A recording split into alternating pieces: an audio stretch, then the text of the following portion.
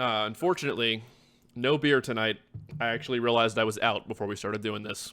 Hey, it's all right. I think it's fitting for the episode that we have and the educational philosophies and stuff that we'll probably get into as we go through the episode tonight. But yeah. Yeah, definitely. So we're not going to waste any time. Before we get into having Evan introduce our amazing guests today, welcome everyone to the Aged Out Podcast. I'm one of your hosts, Michael Fantini, and with me as always is Evan Worrell. And make sure you comment, like, subscribe, share the YouTube video. If you're on podcast services, check out the YouTube channel and all the other content we put out. Follow us on Facebook and Instagram. Go to patreon.com/agedoutpodcast or hit the join button on YouTube if you want to support us financially at all. And I have one extra thing to announce tonight. We have been talking about doing this for probably 2 years now. It's been a while. Wow. And we finally got off our butts and made it happen. So there's a new link in the video description. If you're on Spotify, head over there and check it out. Or go to agedoutpodcast.com. We have an actual store page we're launching, finally, where you can pick up a t-shirt or a logo sticker. Yeah, check that out if you want. Share it with anyone you think would want one. Now, Evan, I'll pass it over to you and we can get into the episode. Yeah, so we've been reacting to two integral parts of the Coppell ensemble for a few years now, and joining us tonight is Team Islas, the dynamic duo of Doug Bush and Patricia Islas. And thank you guys so much for joining us and coming on and gracing us with your time. And I'll start with you, Patricia, but just kind of give us a little bit about your background, where you're at, and then we'll get off to it. And then we'll hit Doug. Yeah, I'm from the North Texas area. I grew up in a little city just north of Dallas called The Colony. It was a really big band program and a really successful band program at the time, which I was in high school around the late 90s, early 2000s. And I was very fortunate to have my first percussion director be Jeff Prospery. It's a good way to start. Good way to start. Not a bad way to start at all. I took lessons from Jeff Osdemore. From Sandy Rennick, and I had I'm just really grateful for that beginning percussion education that I had. Some really outstanding educators. Then went on to study music at North Texas.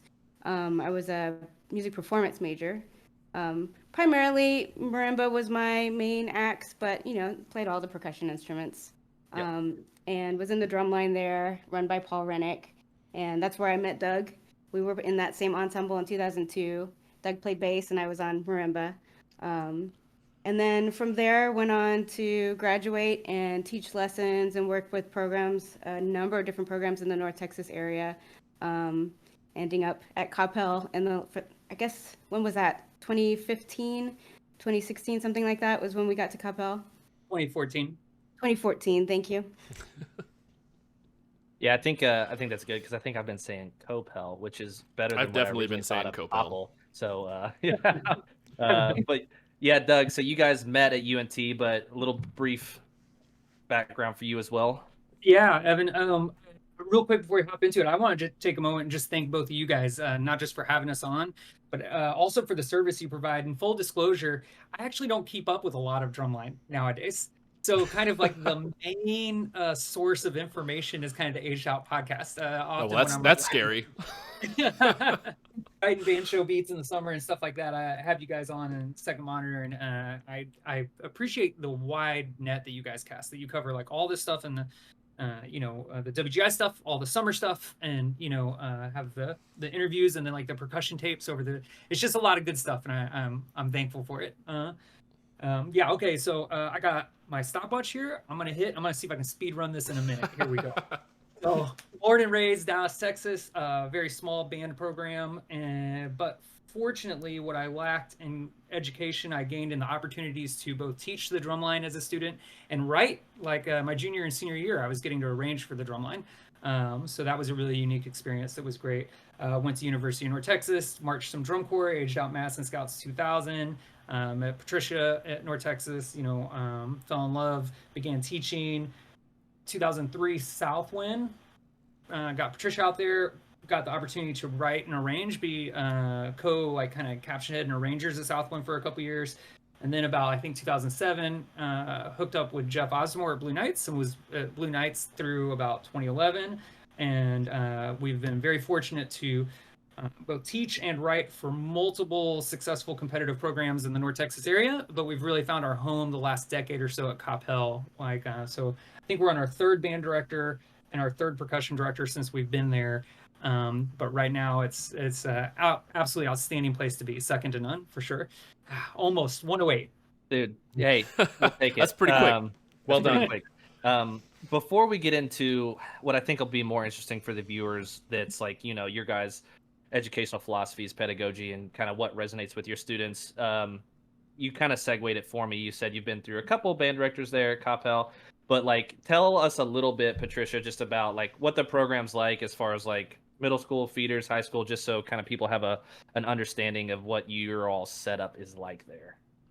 Really fortunate to be a part of an incredible staff of educators led by Kim Shuttlesworth, who's the head band director at Coppell High School. But the Coppell cluster is 3 middle schools, a high school, and a 9th grade center.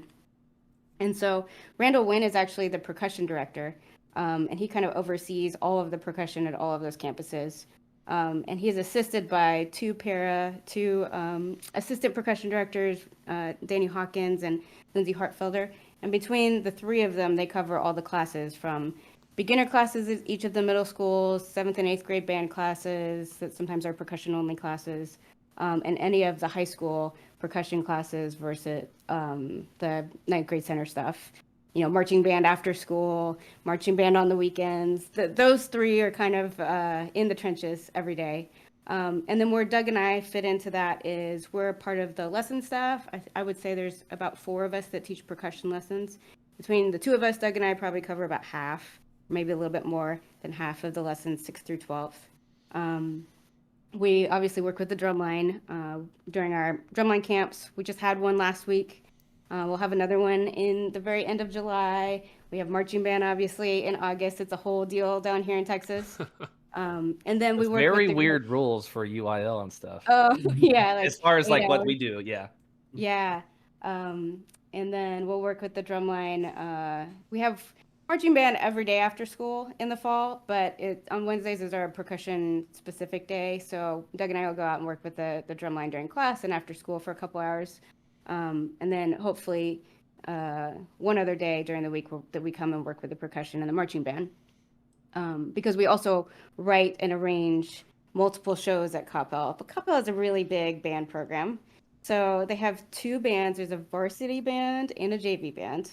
Like marching band, like 2 full marching bands. 2 full marching bands. Jeez.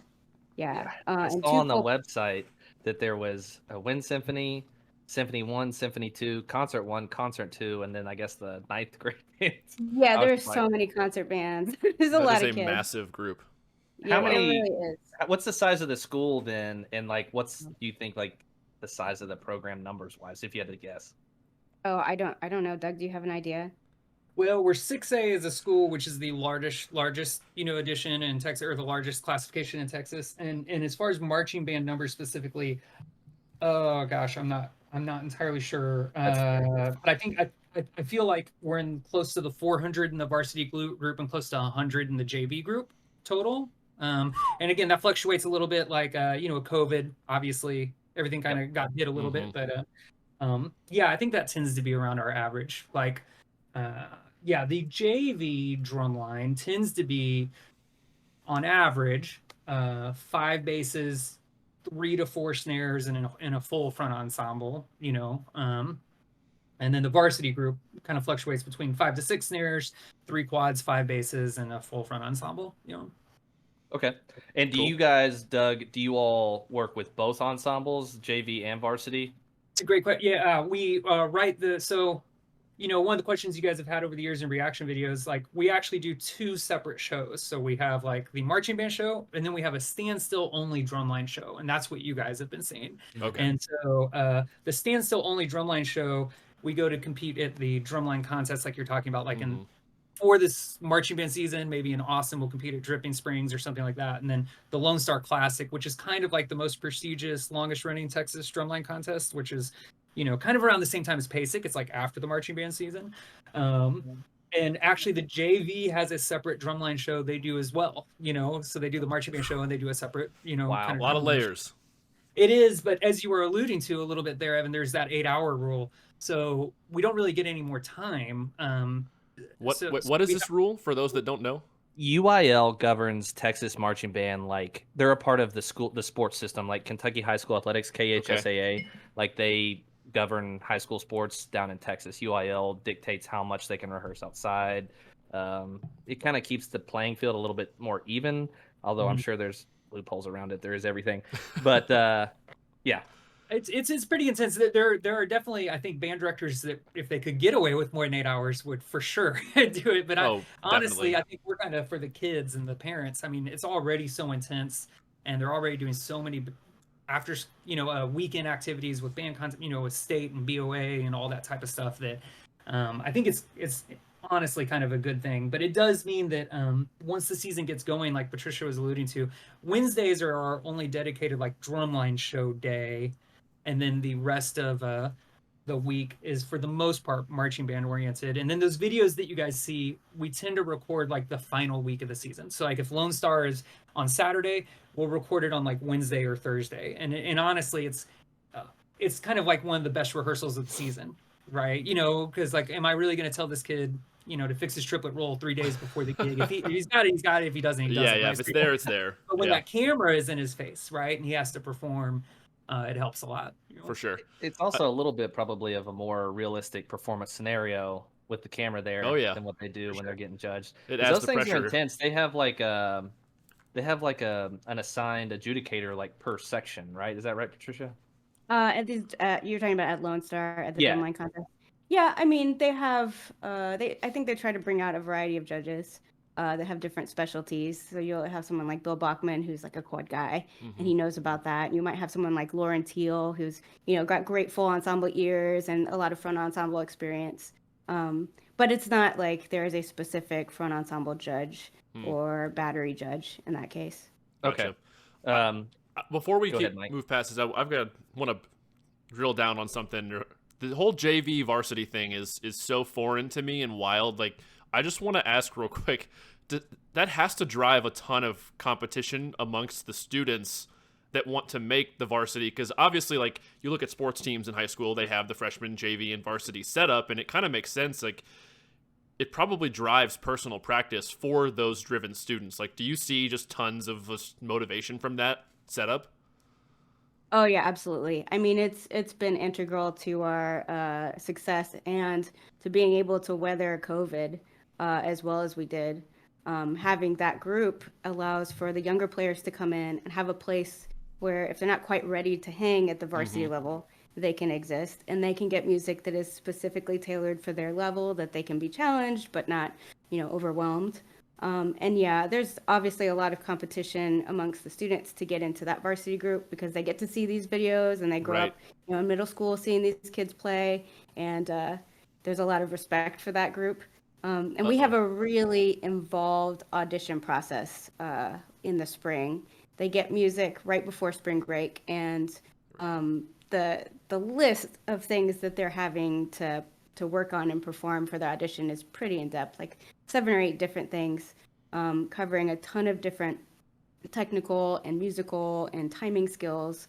And then we have a full 2-day long process where we listen to every high school kid in the program, and each one gets a very dedicated slot to really assess what they're doing. But it's incredibly a cool time of the year. It's one of my favorite times of the year because you see kids work harder individually for that audition than anything else sometimes in the year.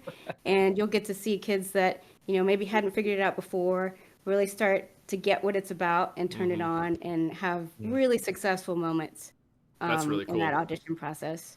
But it's a very useful tool to have that JV program for sure. So competition breeds excellence is what I'm hearing. You insert that element of inner competition in the kids, it'll work out for you. Especially, I'm sure, obviously too, like I'm sure it's very healthy and supportive. Like, I have caught a couple of the JV groups videos too, which obviously they're doing great things as well. Both ensembles play very maturely. I hate to say for kids, but like at the end of the day, they are high school kids, but they play very mature for young musicians. I guess we'll segue that to with you're talking about the training and the scheduling and getting that going in the spring, and you guys do a lot of private lessons. So from a pedagogical standpoint, I know you sent us a list, and we'll kind of start to break into it a little bit. You have the top 2 there, Doug, on your list of 24s, which whoever's listening will make sure to post this list as well with the episode. Number 1 and number 2 are pretty important and probably seem very simple, but yeah, how did you develop this list? And then just talk about those first 2. Yeah, thanks, Evan. So step 1 is timing and step 2 is sound, is kind of our approach with kind of those first 2. And as far as developing that, I would say the initial ideas started to formulate when we were attending the University of North Texas and studying with people like Paul and Christopher Dean, and Ed Smith and whatnot. And then again, we have a very unique perspective where, yes, we've been at Coppell the last decade, but before that, we were getting to see inside several different band halls of some of the best percussion educators in the area at the time. So it was kind of a very Bruce Lee, like, take what works and disregard what doesn't. And you would get to see, this guy would really hone in on this thing, and you could see the results of it. But then you could also see some of the stuff he's missing, because you don't know, when you're really attached to your program, you unintentionally start to kind of bring your own biases in. Maybe when that kid was in the 6th grade, he said that thing about your mom, and and you still hold it against him to this day, But when you're from the outside, you're only there 2 days a week, and you're writing the beats and teaching the bass line or something. Then it says, oh man, hey, that kid's not the same kid he was 2 years ago, or whatever, So it just, we have found in any of these programs that we've gone to. And to be fair, Coppell, when Zach Shear brought us, was already fairly developed compared to a lot of other places we had taught. But the rough timeline for us is about 5 years. And these rules here and kind of the approaches we use, sometimes I get asked, like we had a brand new, we've spent the last 6 years working on a beginning percussion book called The Player's Guide for the Beginning Percussionist. And we've been prototyping it with our beginners. And I had someone ask me recently, well, does this only work for Coppell kids? And it's like, hey man, these are 12-year-olds. They're into Roblox and, Fortnite, whatever else 12-year-olds are into. Like, you know what I mean? They're like all the same stuff, I think if tomorrow, for some reason, Coppell reorganized and got rid of the band and they only had orchestra and we had to find a new gig, whether that gig was like, oh, now Patricia and I are like the arrangers and caption edit the Blue Devils, or were the arrangers and the caption edit like Wanakee Middle School in Wanakee, Wisconsin. I think we would use the same ideas and the same literature and the same approaches and values, because we've seen it now work so consistently at so many programs over the years. Does that make sense? Oh, Yep. yeah. Oh yeah.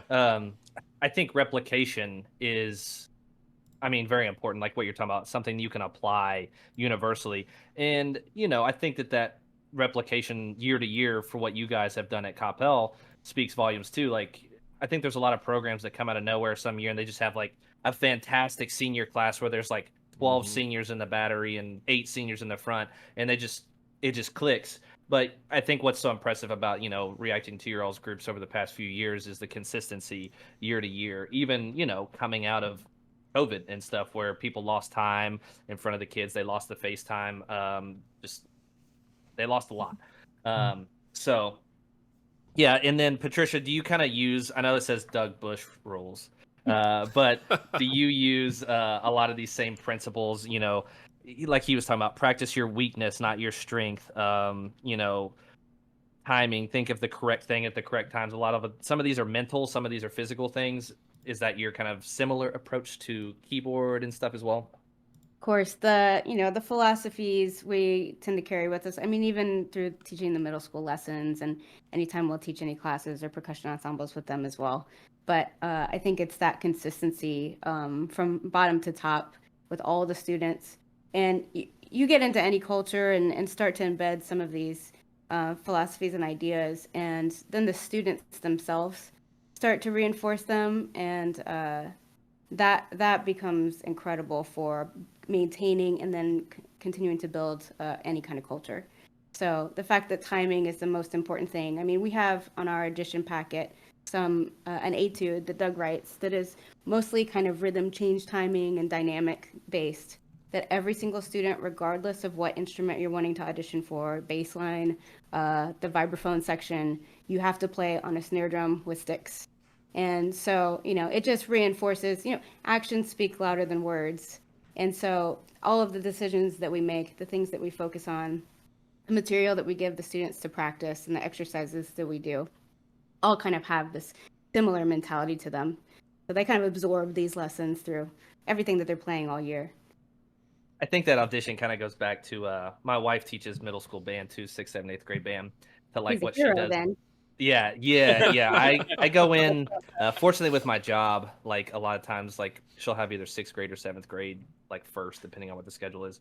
And I'll go in and pull the percussion kids, and I'm like in there for like an hour, and I'm like, all right, great. See you. Good luck to you. But yeah, that kind of echoes what she does with them. Like when she's trying to pick kids for their instrument and stuff, and like all the kids like, I want to play percussion. And she's like, all right, who can repeat back rhythms? Dun, dun, dun, dun. Like they don't know what they're doing, but just who can repeat it? Like who has what you're talking about with the vibraphones, like rhythm is timing. It's just everything. Timing is everything. That you have to have that before you have a lot.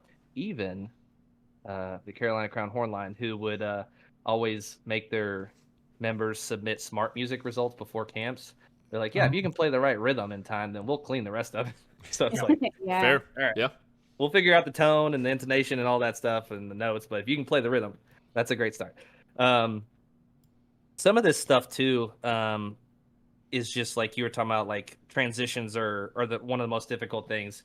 And I noticed too, one of the first exercises in this packet, it's like an 8 on a hand, but it's not 8 on a hand. It's a 7/8 exercise. Do you guys introduce those concepts pretty early? Because I know in your arranging, both in the front and the back, there's a healthy mix of rhythmic diversity.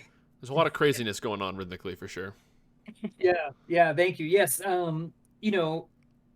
again, it helps that we're teaching when they're younger, and should mention not only are they working out of the player's guide for the beginning percussionists in the 6th grade, but in middle school they're playing out of Momentum, which is Patricia's like 2-mallet method book, and they're playing out of Super Hands, which is my snare drum method book. So by the time they get to high school, they've been playing our music for 3 years, and they've also been watching it. And I think there's a lot of these concepts that we're all like that we all kind of agree on, like the importance of timing and whatnot. But something I think maybe is a little bit unique about our approach that has paid off huge in dividends and is Patricia has always looked at music as a language and the methods of like learning a language. And it being Texas, we're hyper competitive, and the only thing you're being judged on most of the time is your ability to speak music, right? Your ability to write music at a student level. There's no contest, like there's no like composition contest for like this. But from the 6th grade, we have the students composing. Like the second they learn a quarter note and a quarter note rest, they have to write music with quarter notes and quarter note rests. And every time they learn something new, they're continuing to compose. And when they're in middle school and they go on Thanksgiving, they have different assignments. One, they have to compose a snare drum piece at one point of the year. They have to compose a mallet piece at another point of the year. By the time they get to high school and we do our spring percussion ensemble concert, so many students are doing arrangements and transcriptions and compositions that we actually have to have an internal competition where only 3 of them can have their performances performed on the actual concert, right? And That's what's awesome. really great is then when that student wins, they're kind of in charge of coaching the ensemble. So now they get to be on this side, which is always great when then that student's in lesson with me and they're like, oh man, Mr. Bush, I was telling Destiny to put her thumb down lower on the mallet, but she would never do it. And I was like, oh man, really? You kept telling her. Now you get it.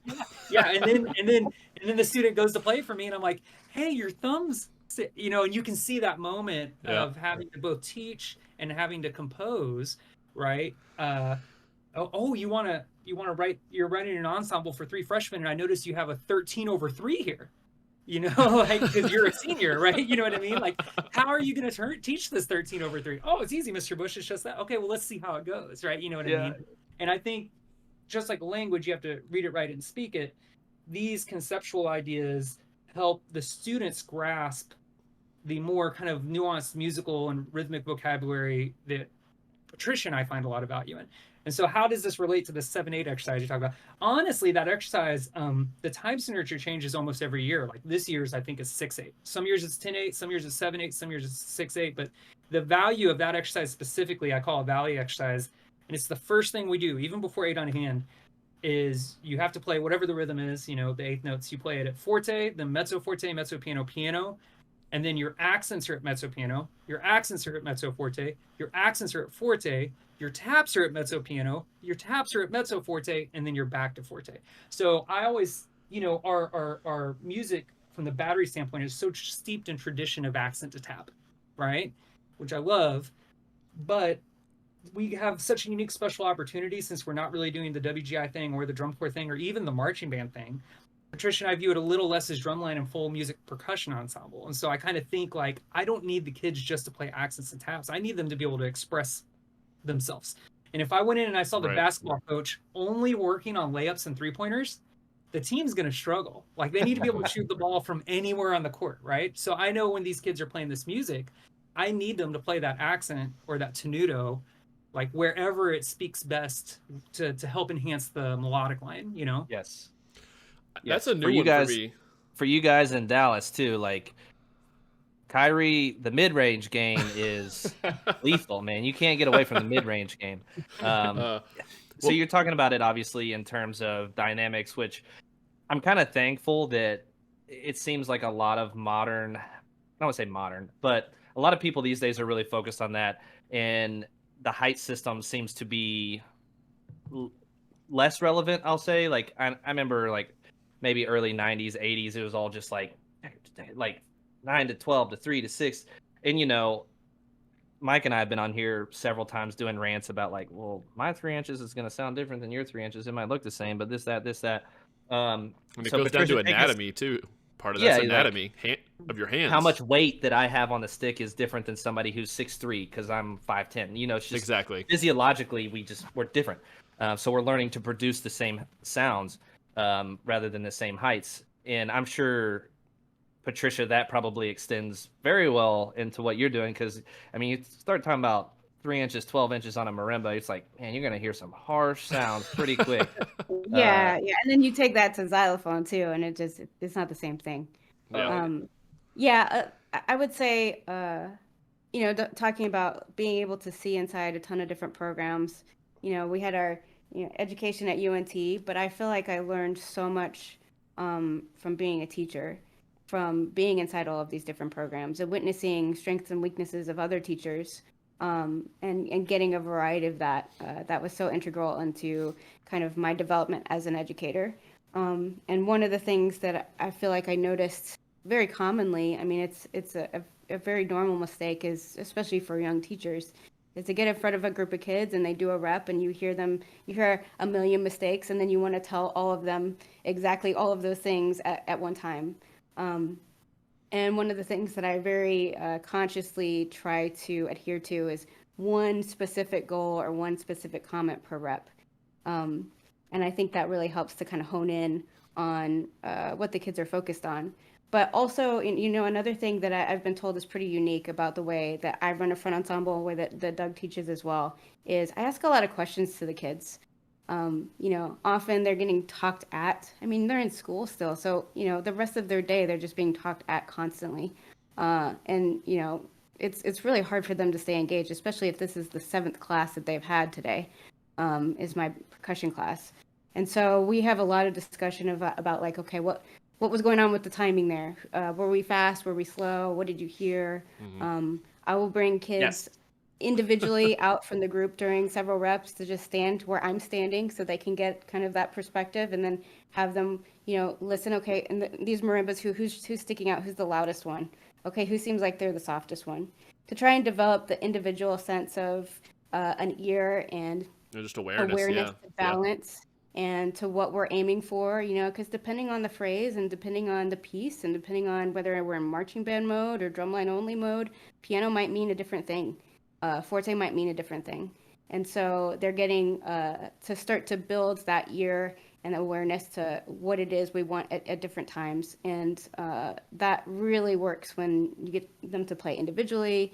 We have a really healthy method of analyzing different students in the program. Like I'll have someone play and give comments first about what went well, but other things about like, okay, well, what do they need to work on? How do they fix it?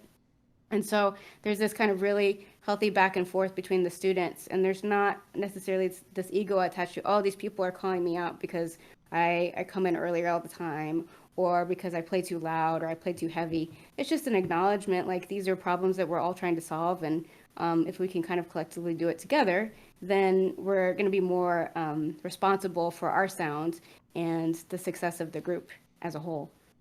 I think you said a few great things there just to highlight. One that I was super guilty of early on in my teaching career was just talking way too much. Yep.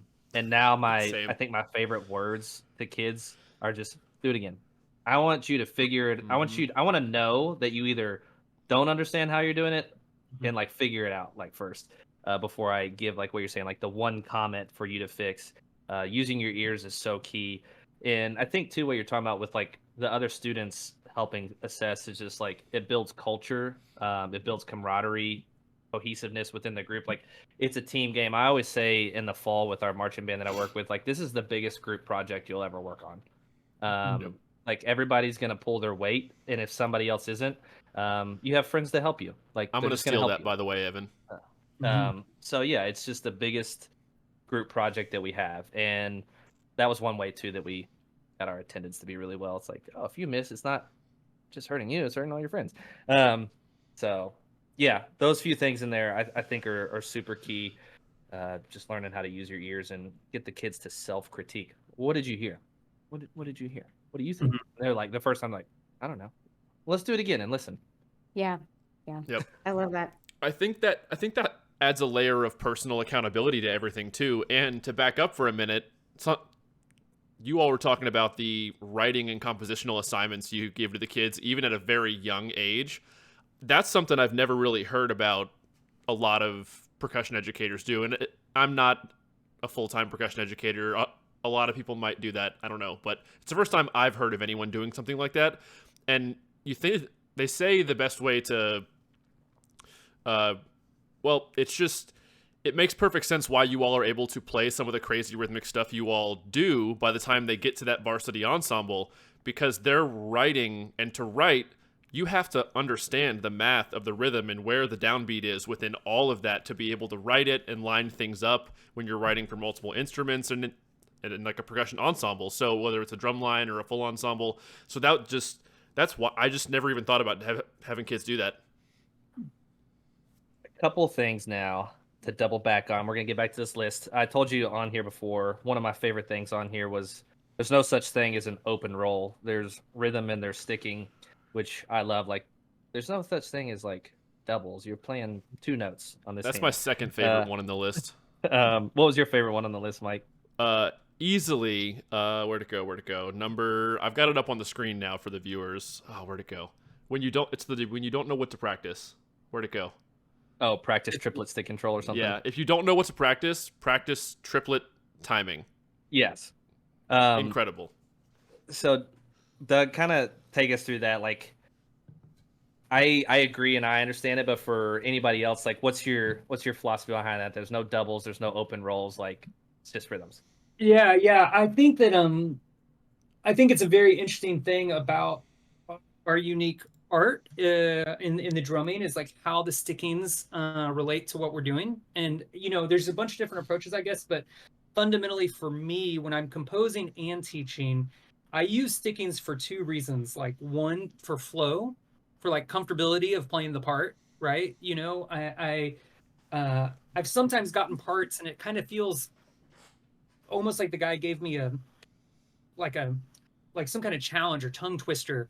Like it feels so awkward. It's kind of weird to work out, and like it's hard just for the sake of being hard, I guess. Sometimes, right? And I'm trying to avoid that. Like I'm using the stickings for flow, but then the second side of it is I use them primarily to create texture and like nuance, because like fundamentally we're striving with like triplet stick control or double exercises or whatever to make those singles and those doubles sound exactly the same, or those threes.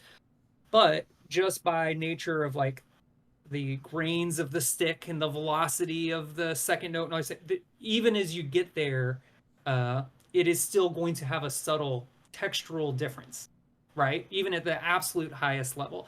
And so the stick control and like that, there is no such thing as is to train their ears, where it's like, okay, you close your eyes while you play single triplets, and now you close your eyes while you're playing puttitas. What is it that sounded different, right? You know, like was the right hand stick out more? Was the second left? And then some of that experimentation, kind of going back to what you were saying, Mike, of like, I guide them as close as I can, but my spine, my hand, my nerves are different than theirs. Mm-hmm. At some point, once they have the basic concept downs, they have to take a little ownership, and they got to kind of go in the lab, like on a drum, and kind of work some stuff out. And so I think that it's like that combination of developing like motion and touch. You know, I would say like dynamics and touch are two things that we spend quite a lot of time on compared to, you know, like chops, I wouldn't say are like a big priority for us. And that's just by nature of the way we write and the stuff we play. It's not that we don't love chops. I mean, Islas and I are giant metalheads. You know, like we see multiple metal shows every month. I love fast virtuosic playing. I love like old school cadets run and ram, you know, as much as the next guy. You know what I mean? But with what we're doing, it's a little less important to me that we can play a triplet roll for like 3 minutes, and a little bit more important that we can kind of flow through some threes. Does that make sense? I think it does make sense, especially when you're talking about getting that into a performance situation. Because, like, how often do you play triple strokes, eighth notes for 4 bars and a piece of music? Like, well, you really don't. Well, by rehearsing those basic skill sets. Go ahead. I feel like you all probably love, but I'll save that for a minute.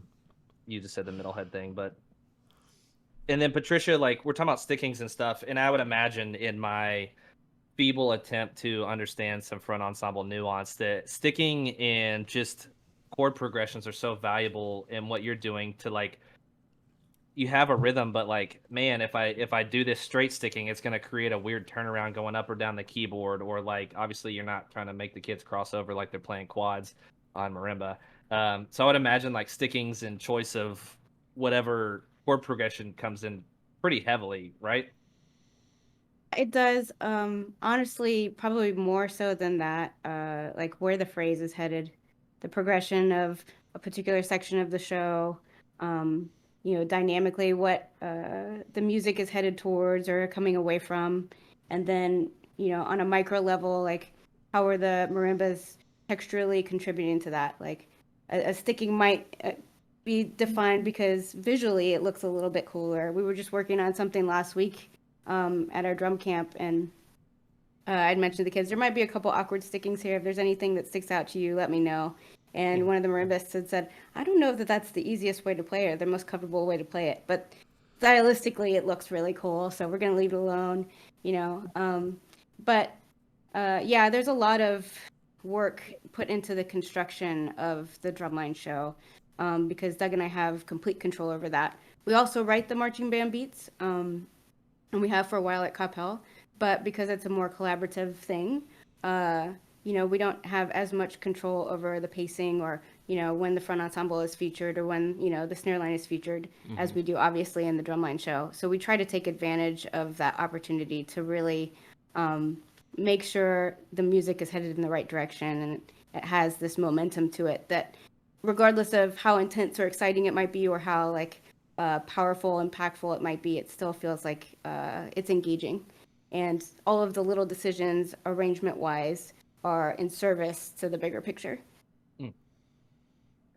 And then to kind of keep going down this track of just like sound and sound production, I've always felt like teaching kids how to play with a good sound is probably one of the most advanced things you can do because there's so many levels to it. Even whether it's just playing basic 8 on a hand. Do you guys, Patricia, do you have like a set kind of wordage or verbiage or things that you try to instill in the kids to be like, hey, think of it this way, that's maybe a little bit more I don't know, esoteric or something?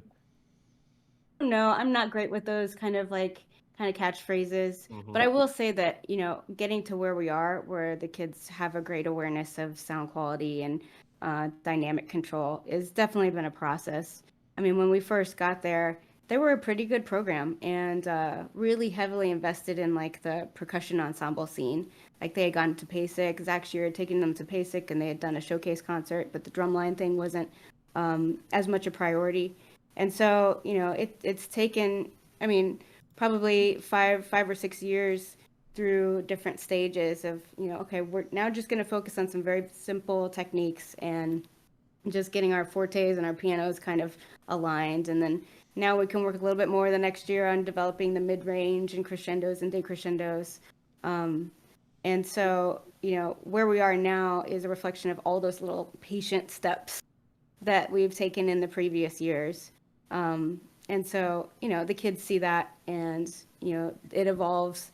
I mean, it's really crazy to see from year to year the things that kind of happen with the younger players without really having to say anything. Like one of the things that was really hard at first and tends to be really difficult when I stand in front of a front ensemble for the first time is, the movement and kind of the visual package of what they're doing. And it can be really awkward for younger kids, and they don't really know how to move in a way that feels natural. None of it feels natural. But it's pretty surprising how you'll have a freshman, like one freshman made it into the varsity group this year, and then within a few weeks they're moving just like any of the other kids, moving just like the seniors. So allowing those things like the dynamics and the movement to kind of very patiently build, I think is kind of the way. Heck yeah. I'm gonna hold on real quick. These. Okay, go. I think one of the things I love the most about everything we're talking about right now is it's all so fundamentals based. And it really does speak to, this is not rocket science, and we've had great percussion ensembles for decades. And I think we were talking about this a little bit before we started recording, but it's just to tell everybody out there, you don't need to reinvent the wheel. A lot of these concepts have been around for a long time. It just takes time, hard work, discipline, and consistency of approach, and just stick to the fundamentals. Because without a good foundation, you can't do anything. Like if you don't have the fundamentals down, that is the key to success to me at this point. Yeah, where I'm at with my knowledge.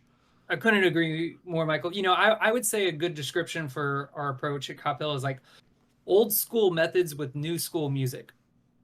Yeah. So for example, my favorite part of the Drumline show every single year is the battery during the ballad. And you're like, wait, dude, they never play during the ballad. You're absolutely right. They stand perfectly still. They don't move at all. They are guarding the Queen of England, and trying to get a 14-year-old in the year 2024 to stand perfectly still and focus on their breathing for, a minute and 45 seconds. Yeah. Again, it's something that I feel is like unique and special. I think that there is value for sure that they gain out of the pageantry and motion in the marching band with the athleticism of strapping the drum and moving the drum and rehearsing, on concrete and 108 degrees in Texas, you know what I mean? And all that stuff's outstanding. But I don't know if either of you guys have read The Comfort Crisis, I think by Michael Easter, but it's a phenomenal book. And I think I've heard of that. Study of how from the year 2000 to 2015, the average person's ability to focus for long periods of time has decreased 33%. Yeah. And that was 2015. So what is it now? And I see it with the students, every year. And so I notice it with myself. Yeah, of course. So I feel like in a way, that is one of the bigger gifts, because when they go on a decade from now, they're not going to be splitting 5-lit hand-to-hands at whatever they're doing in life. But just having that almost super power to know if I need to, I can calm everything down. I can focus on the things that are within my control. I know how to deal with nerves and high pressure situations and anxiety. And sometimes when we record those videos, it's Texas, so it's not real cold, but it's legitimately, windy, high 30s, low 40s. The kids are out and they just have to stand there and eat it. Right. Which I think we've, so again, it's kind of some of these old school methods. I think we take a lot of pride in some of that, some of these fundamental ideas, and then just kind of modernize, as you were talking about the sound thing just a moment ago, the kid can't make a good sound if they don't know what a good sound is. So there's so many of these groups that are so fortunate to go to Dayton every year. They're at these high schools, and then they get to see like the best indoor groups in the and it's having only been to Dayton once. I mean, it was like a rock concert. It was like a metal show. It was like incredible, right? The hype is so, and those kids, that fuels them to go home and work. Oh, right. Yeah. But our kids don't really have that. But what they do have are these videos. So like Patricia's saying, it's like I've grown up in the program watching these videos and seeing the varsity group live, and they're kind of like heroes to me, so that by the time I make it, I already know what at least the good Coppell sound should be. Like I know what a good sound, because I've been listening to it and I have it in my head. And then like Patricia was saying with the Drumline camp, one of the things I think is kind of unique that we do is when we get together, let's say we're full ensemble and we're going to take a letter. We're going to take A to B. We always begin with what I call a mental run, which means we tap it, and then all the students audate, which is like visualization, but for music, right? They hear in their mind's eye exactly the way they want to play it, exactly the sound they're going to get. They air stick the parts. I mean, and it's a pretty silent process. Like maybe the marimbas are touching the keys. Maybe the bass drummers are lightly touching the rims with their fingers or something like that. But our first rep, I mean, how often is that first rep just kind of a dirty mess? Yeah. We kind of skip that. We make sure the first rep is like flawlessly clean. It's like heard in their mind. And then that second rep will just be like center snare and center quad. That's it. Everybody else on the rims. And then we'll slowly add in. So by the time the full ensemble's in, the younger players have already been hearing it modeled by the older players as to what it should sound like. So these are methods that we, some guys I've worked with before, it'd be like, oh, if we're doing 6 reps, I need every kid to play all 6 reps. Right. And this method has been a little bit more, well, yeah, maybe not everybody's playing all 6 reps, but maybe by the time they do play, they're set up for success a lot more to, make good sounds. Yeah, that makes total sense, because I'm thinking to like private lessons. How many times have I like demonstrated to a kid like, all right, all right, now let's play it together. Like they hear it, like, because I'm a big proponent of like, you'll produce what your brain is telling your hands to produce. Like, oh yeah, not everybody has this, but I remember someone told me like, oh, if you can sing it, you can play it. So like, I got pretty good at drum speak and stuff. Like, it's like, all right, if I can sing it, of course, not everybody can physically do that with their mouth, but a few things in there that are killer, and a few of them relate to those points. You said the standing, and it just made me remember of a podcast we did with our friend Jeff Brooks, who's in the old guard in Fife, and he said the hardest part of his audition was I had to stand at attention for 60 minutes. So yeah, wow, that's part of the process. He said that's part. He's like, that was way harder than playing. I was like, I bet. He's like, there's times where you're out there with the president, can't move. So oh my gosh. Point number 14 is like talking about slow it down, break it down, don't develop harmful muscle memory. And then the backtrack to 13, what you're just talking about, like your relaxation, your breathing, taking long, deep breaths, making sure you're not holding unnecessary tension in your body. I always tell kids, like, look, if your hands hurt, like you're doing something wrong. And I think that doubles back to our reaction of your fall video. I think it was maybe Mike that had made the comment, like everything that the kids are playing just feels so comfortable to them. Like it's not being pushed past the threshold. It sounds like it's comfortable. Like as it's coming out of the instruments, like it just sounds unforced the whole time. When you're arranging those parts, are there, of course every arranger I'm sure goes with this, you put it on paper and then you're probably playing it back and you're like, so that's maybe pushing the threshold. But what's that process like as far as like what you want it to feel like? Are you going for a sensation or a vibe, or are you going for a feeling rather than like, I just want to get this rudiment out? It's a great question. Again, fortunately, we're so thankful to have Kim Shellsworth as the head director and Randall Wynn as the percussion director that have so much trust and faith in us. So it is a very unique situation where it's like, I'm not thinking about like the snare part. I'm thinking about Emily, like the snare drummer. Like I'm not thinking about like the bass part. I'm thinking about, oh, that's Cooper and Andrew that can split that single because Cooper's a senior and he did it in lesson. Or, I think maybe Michael, you mentioned on this year's video, the beginning of the bass feature had this decrescendo hand to hand into this 3 into this unison that happened like twice. That's another good example. That was actually the bass section leader last summer. He had written an etude for himself, again, the composing thing. He had videoed both parts. He had emailed it to me. Hey, Mr. Bush, I worked this up. just thought you'd like it. And it had like that moment in it. And I was just like, Marcus, this is sick. Like, I'm going to start the whole bass. Like, so I wouldn't have even written that if it hadn't been that. So there's this other layer that goes beyond, like, so for example, we're writing for the Guardians this summer, like open class score, right? And our good friend Tyler's teaching out there. And him and I are on the phone a lot, and we're talking about the camps and the levels and the difficulties, but I don't like know the kid because I haven't taught him since the 6th grade. Right? You know, that's like, a big part that people don't think about, I feel like, is knowing your students inside and out, like knowing what they're capable of. And I think that's another cool thing about that compositional side of what you all have put into your program, of it lets you know what they understand based on what they wrote for those assignments. Yeah. So I think that's you have to write for what you have, and there's no better way to find out what you've got and what they're capable of. So yeah, absolutely. So when I'm writing, when Patricia gets me, I mean, first off, you know, I try to say with as little bias as possible, but I think she's the greatest fire ensemble arranger alive. So it makes my job very easy, you know. But then I have it there, and again, a lot of my influence writing wise is not Drumline. It's a lot of my influence, I would say, battery writing wise, is much more like jazz trio oriented stuff, like Tigran or Chick Corea or Pat Metheny. And so I've grown up listening to a lot of that stuff, and I'm trying to be very aware. A lot of that stuff is very conversational.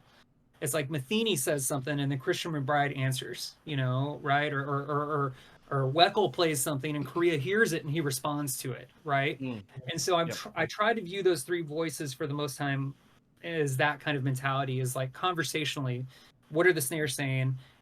And then, you know, are the quads excited about what they're saying, so they kind of step on their toes a little bit and don't let them finish the phrase? Or do they let them finish before they get in? And at the end, hopefully all of this serves to not just support, but enhance everything that Patricia has written. You know, so that's something that I know you guys have made a comment a lot about, is this kind of like this synergy between the front and the back writing. And again, in full disclosure, we're not having to worry about a program coordinator or a wind arranger. We're not having to worry about like where they are on the floor at that time or the body movement. It's like just the music. So it allows us the freedom to kind of go a little deeper with just the music, you know? Hearing you talk about that conversationalism makes your all's productions make so much more sense, because it's so communicative, passing the ball around between subsections of the battery seamlessly up to the front ensemble, or what the front's playing and the battery's like lightly accenting things in the back, or like call and response, and that makes so much sense. Sorry, that was just like you were talking about the jazz trios and everything. It's like, well, that checks out.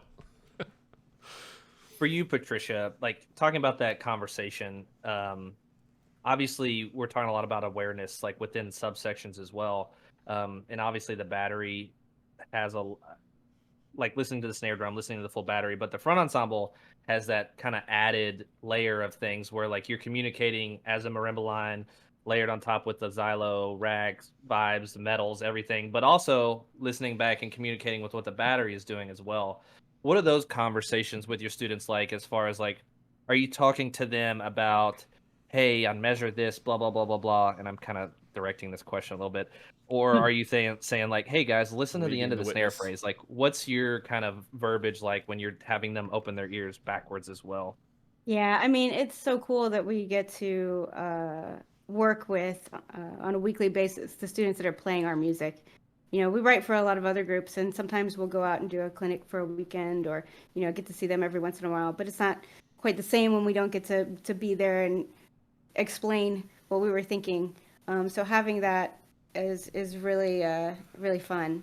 And so we'll try to take it on a lot of different levels in terms of like musically, what is this trying to express? I ask a lot of questions in terms of like, okay, if you were watching a movie and this part of the show was the soundtrack to that movie, what's happening in the scene?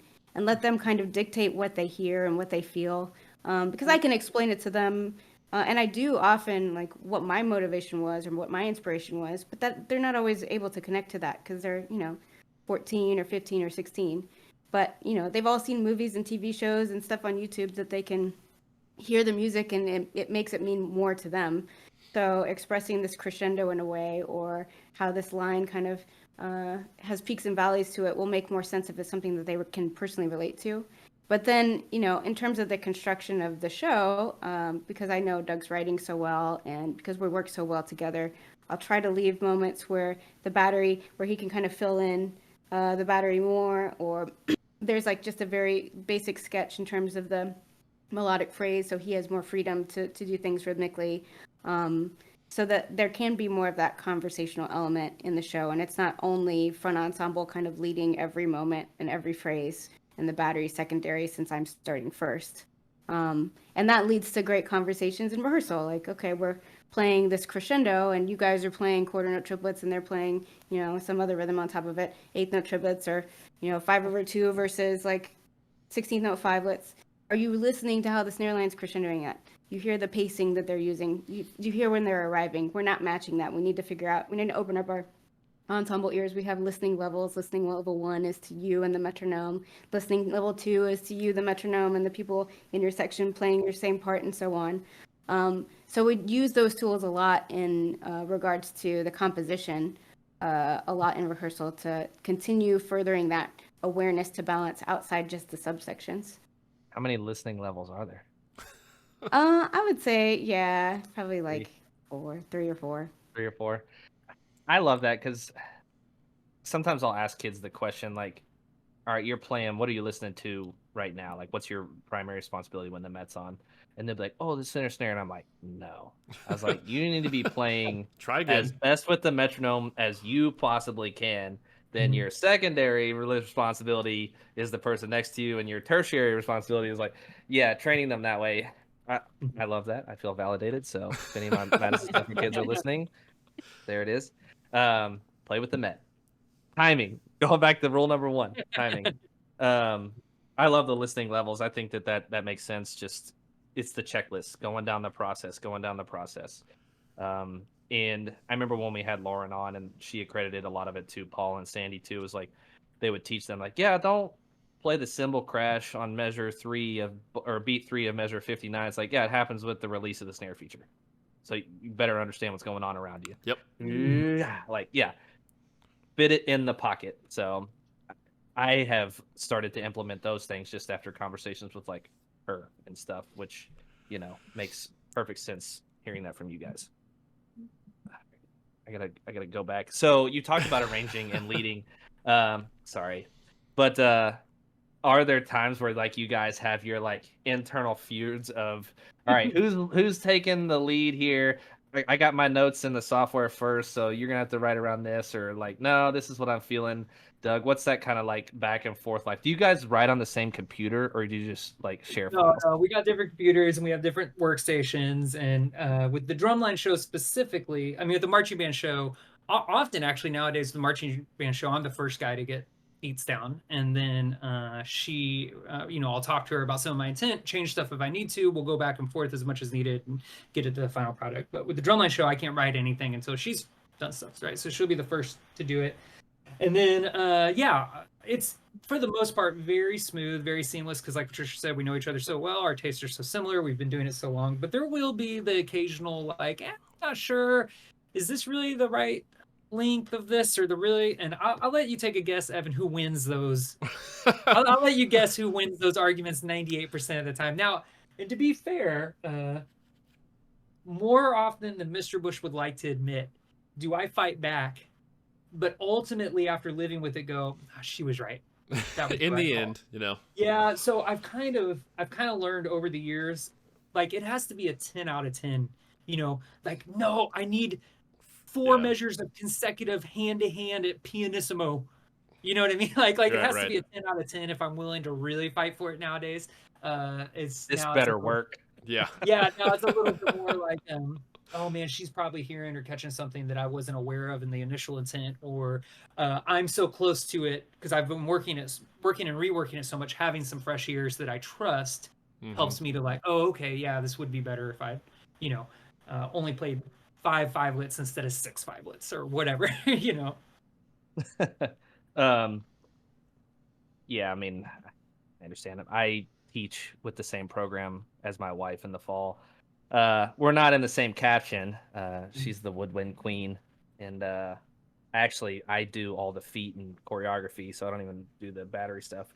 But yeah, we're kind of like in different realms. But if I ever put in choreography during the woodwind feature, she's like, you better settle for that. And so I'm like, all right.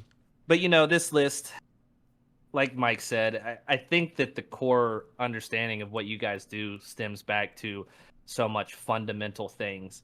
And I always tease my kids at high school too, the ones I teach lessons with. I'm like, yeah, you guys are learning like the latest BD lick or Blue Coats lick or whatever. But in auditions, like we go down the line and play short, long triplet roll, and I'm like, yeah, it's very exposing, isn't it? We're playing it at like 92 beats per minute. Like,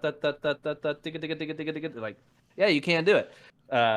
So I think just diving into those core fundamentals, like breaking it down, these things that are on here, I think it's such great reminders to just recorrect the course. Like, am I doing these things well? Recording yourself. Like, every kid's got an iPhone. Like, y'all need to be recording. You'll go back and listen to it and be like, yeah. Ooh. Those puttitas weren't triplets. They were not even. But they were gapped or like, right. Whatever. Yeah. So did you all have to, I know you said the program was in a pretty good solid state, not to take us full circle all the way back to the beginning of this, but this just popped into my head. That culture of fundamentals, like I know when I've done more teaching in my past than I do currently, I have to deal with like what Evan just alluded to there of like they want to learn the latest Blue Devils lick or whatever. Did it take you all a long time to establish that culture of buy-in to that building that fundamental foundation as step one and the most important step? Or was it kind of already there, or was it a process to get it there, or did it just kind of happen naturally based on your all system? And the kids just kind of were like, oh, they saw the results of it pretty quickly and were like, oh crap, this is right. Yeah, I think it's probably a combination of all of those things. Having the fundamentals being such a big component in the audition process. They do have a musical etude that they're all having to perform for the audition as part of the audition, but the rest of it is just fundamentals with very specific tempos. Skill sets, and because there's that competition element there, they take it a bit more seriously. And we'll do things within the camps, like, about a third of the time that I spend on fundamentals with the front ensemble really is with pad and sticks, dealing with technique and timing and sound quality and individual playing and all of that. And so every day at the end of that, we do kind of like a timing challenge, and we see who has the best hands or whose time is the best. And, there's a silly little trophy of a, Count Von Count stuffed animal that they get to hang on to for the day. Friendly competition, folks. That's the moral of the story. Friendly competition breeds excellence. It works like a charm. Yep. And every day it's really fun to see who the new person is, and it's a different person every day, and the challenge is a little different every day. And so it's another opportunity to just reinforce those fundamentals being so important. And then the competitive success when that happens it is just also magnifies validating to Yep. the students in a way that they can really understand that all of that time and all that patience really does pay off. Well, that's my favorite part. When I'm very meticulous. I'm a math brain person. I'm pretty sure whenever I've taught band camps, the kids want to kill me by the end of the first week because we are playing slow, breaking things down. Rule number just 12. Making sure they're hitting the drum correctly. Drumming is about attention to detail. There it is. But my favorite thing ever, though, is the end of like the first week of like just the hands camp or just the fundamentals camp or whatever. We've been going so slow. We haven't gone past like 110 or whatever. And I was like, if you do this right here, I'll be able to just crank the med up 30 clicks and it's going to sound good. And they don't believe me all week and they don't believe me. And randomly, I'll just like turn the med off after a rep, bump it up like 48 clicks or whatever, and just say go. Don't give them anything to think about it. And their hands just do it. Not perfectly, obviously, but way better than they could 5 days before. And you just see their faces kind of go, oh, crap, he was right. I guess I should. It's so awesome every time.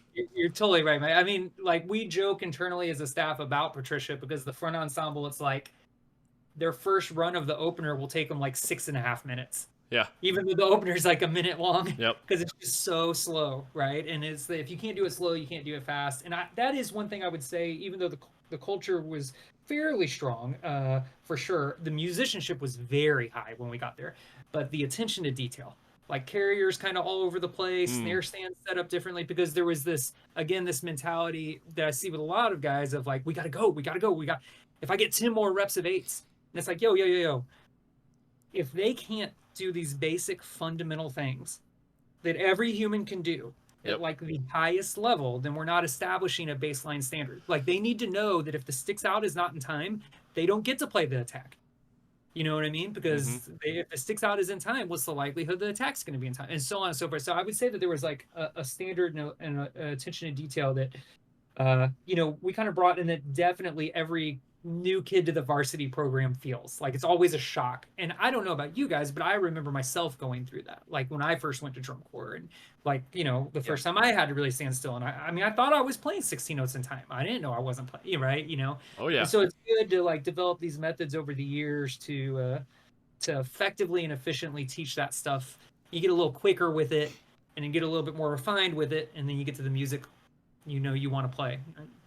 I'll say too, like if there's any like young band directors or whatever, people that are in the design conversations on their staff, like talking about her playing the opener for 6 minutes, like that's how we've been structuring, and we're a competitive fall band too. That's how we've been constructing our shows for the past like 3 or 4 years. Like if it's written at like 168 at the opener, in band camp we're doing it at like 140. And then over the course of the year, like the goal is to get to 168. So it'll probably take us like 6 or 7 weeks to like progress ourselves up. And the kids don't really feel it if you're going up in like 2 beat increments, like per rehearsal. But all of a sudden, like a month later, they're doing it 20 clicks faster than they were. But especially for like thinking the keyboards, the woodwinds, some of those sections that have more dense, just literature that takes them longer to get in the hands. And I would say it's good for your brass section too. If they can sustain for 16 counts long tones at 140, it's going to be way easier at 168 because that time's going to go by faster. So for anybody out there doing that. But talking about kids like in Mike's process, if my students come and they're like playing some lick, I'm like, how do you play that? And they're like, what do you mean? I'm like, well, how do you play it? And like I'll start breaking it down. I was like, every lick you will ever learn breaks down to legatos, accent tap, and double beat. If you can do those 3 skill sets, you can play this lick. Now, you might have to take some time to figure it out, but if you can't play accent tap, you can't play flam drags. If you can't, and the number of times I have said that, it's like a broken record. Okay. So, but yeah, I want to give to like, just in case there's anything that I know I've been kind of trying to drive the bus with the topics, but I want to give you guys the opportunity too, if there's just like anything left on the table that you feel like really resonates with your program, with your students.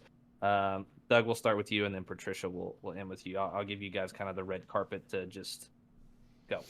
Yeah, awesome. Thank you so much, Evan. I think one thing we haven't really done a good job touching on, but that is definitely a cornerstone, and I know that holistically as a staff we really believe in. Again, to go back and talk about Randy, Mr. Wynn for a second. He is so incredible at his job, and he is so humble. That's why you guys kind of don't know. He keeps himself. He's not a big social media player. He's not. He's not seeking credit for everything. And one of his greatest skills is it's not what you're doing as much as who you're doing it with. So this idea of surrounding himself with people that he trusts and then actually empowering them to take care of the thing, right? And making sure that these are the kind of students he wants in front of the kids,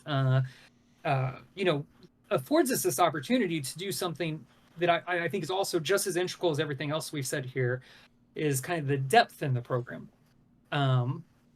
Me primarily being a bass drummer, drum set in terms of like performing, but bass drum as educator, and Patricia, being a mallet player, but most of her stuff's been done on vibes. It's like so many programs we've been a part of. It's about the snare line, and the front row, it's about the marimbas, and it's like bass is where you go as a dumping ground to figure stuff out, so that one day, if you're really lucky, maybe you'll make the snare line. Yeah. And you end up with these like kids over there that feel really defeated, like, oh man, I'm not good enough to be, you know what I mean? And this is no fun and whatever. But I feel when you're talking about Vanguard, Blue Coats, Broken City, Pulse, when you're talking about like the highest level, right? There are different personality types and different musician types that gravitate towards, and they all have these very much so, right? Very much so. And so, especially as younger teachers, they might feel like, oh well, like I just don't have enough kids, and I can't. I have to have my best kid on the snare line, Doug. I have to, and well, if that kid maybe doesn't have like the most natural hands, they're not like grid and flam drags as a freshman, but they're like valedictorian, right? Or they're like, they understand this math, or they say, just put them on bass drum and leave them there, right? But put them on two, tell the arranger, give them all the craziest split stuff you can, build a culture, right? And again, it's kind of that 5-year process. Now, I mean, there are kids in every section we have that can play everywhere, right? There are 2 marimbas that could be on our snare line tomorrow, right? No problem, right? Tons of bass drummers that could be on our snare line. But if you tried to tell those bass drummers to play snare, they would literally cry. They would be so upset, right? And snare drummers that could play marimba, vibraphone, whatever, you name it. But you have to be willing early in the process to dedicate putting strong players in all the sections, and then you have to write and arrange in a way. I mean, Evan, you caught some really good stuff with our vibraphones this year, and it's like, yeah, those kids want to play vibraphone because the music is written at that, they want to be good at vibraphone, they want to stay on vibraphone, they want to stay on quads, they want to stay on fourth bass, so as the arrangers, that gives us such a larger color palette to write with, right?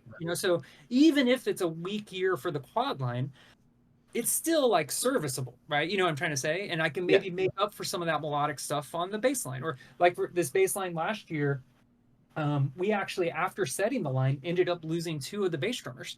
So we were on like our 6th and 7th bass drummer. They moved to different schools and whatever, but the culture is just so strong that I would like to think that when you guys watched the video, you weren't going like, well, this is kind of a weak year for the bass line at Coppell. You know what I mean? I hope that it was like, wow, man, this sounds like they're throwing down, No, not at all.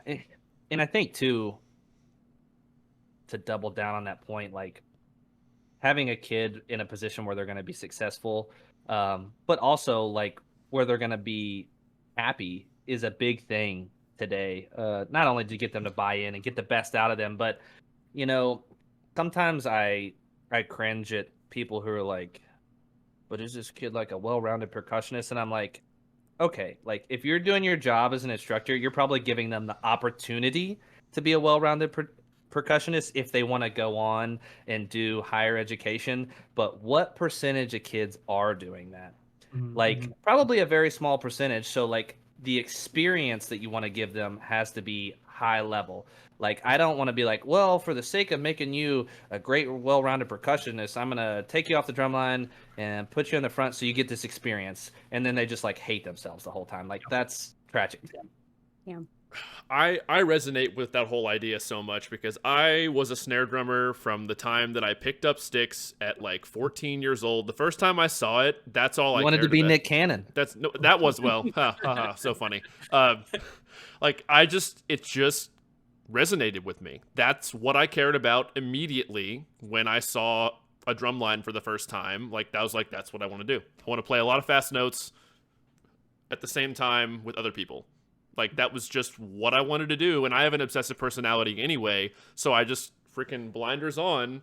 I trying to figure out traditional grip at 14 when I was playing bass 2 my freshman year. Never marched before, like wandering around the field. Like, that's all I cared about. My parents wanted to kill me from like 14 till I went to college because all I did was drum. And I fought that battle in high school of like, I mean, I did play some marimba parts and learn how to hold 4 mallets in percussion ensemble, Right. But it's like, I got so much pressure. And I had a great band director. I had a great percussion instructor in high school. Nothing but great things to say about either one of them. But they did try to push that, like, forced me to do everything. And it's like, I'm not majoring in music in college. I just want to march drum corps and play snare drum and do that. Like, I'm not going to, like, I have taught drumline and taught kids how to drum and stuff, but that was never the direction I wanted to go beyond this being kind of like my sport was the way that I looked at it. Like, that's all I wanted to do. So I resonate completely with that. The fact that, oh man, the screen just, 1 second. There we go. We're back. The screen's been like freaking out on my end a few times, but no, I just resonate immediately with that to my core. So it's good to hear that you guys kind of are on that page. And then what about you, Patricia? Any like just overarching philosophies or just feelings?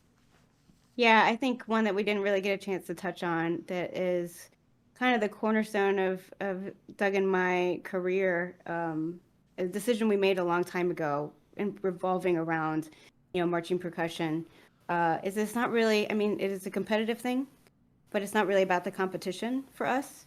There's so many opportunities to teach the students so many more valuable and applicable skills than just winning something. And they have so many other opportunities in their life to do sports or some other competitive thing that's actually really accessible and adjudicatable. Music is so subjective, and it's an art form, and there's so many things outside of anyone's control, from the student's perspective or from the arranger's perspective or the educator's perspective, that we try to take more of a stoicism approach to it and just focus on the things that we actually can control, and Hell yeah. and instill that in the students as much as we can. So a lot of, and that one decision flavors so many of the other decisions that we make, including the people that we work with. I mean, we're very fortunate that from Kim Shuttlesworth, the head band director, to the rest of the percussion staff, we all kind of have this similarity of approach of, you do good work and you aim for excellence, and sometimes that's going to put you in the conversation. And great, awesome, you're going to get recognition. Sometimes people that you don't even know across the country are going to reach out and watch your videos and say really nice, awesome things to make you feel good. But not always. And in those times where it's not happening, we still have a set barometer of what success means for us. And so before we go into this competition or a performance, there's very clear guidelines of like, okay, what are we aiming for? Where are we in the progression, in the process, and what is success going to mean for us tomorrow? What are the things that we need to do right now and tomorrow so that we can achieve that success? And then the kids are going to know the second they walk off the field whether they succeeded in that or not. And you don't have to wait for results from someone that you don't know to tell you how you did. So that, I think, is incredibly integral and important into creating something that you guys get to see in those videos, is that there's this motivation that isn't just driven by competition, that isn't just external, that is driven by personal growth. And if there is competition, it's competition with who you used to be, right? Every day, right. The goal of the group is every day you lay your head down to go to sleep, and you're a better person. You've done something to make yourself a better person today than yesterday.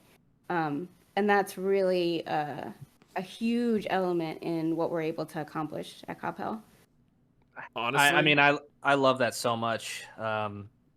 Getting students to buy into themselves, and raising their standard of excellence because you know what they're capable of. I think we've said that on one of the past videos too. Like,